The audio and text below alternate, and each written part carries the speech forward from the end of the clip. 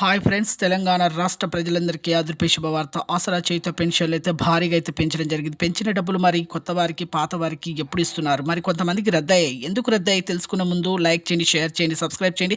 మరి ఏ సర్టిఫికేట్స్ లేకపోవడం వల్ల రద్దయ్యాయి? పక్కనున్న bell icon all symbol button గంట సింబల్ నొక్కితే నేను వేసే నోటిఫికేషన్స్ మీకు వెంటనే అయితే వస్తాయి. లేట్ చేయకుండా అయితే వీడియోలోకి అయితే వెళ్ళిపోదాం ఫ్రెండ్స్.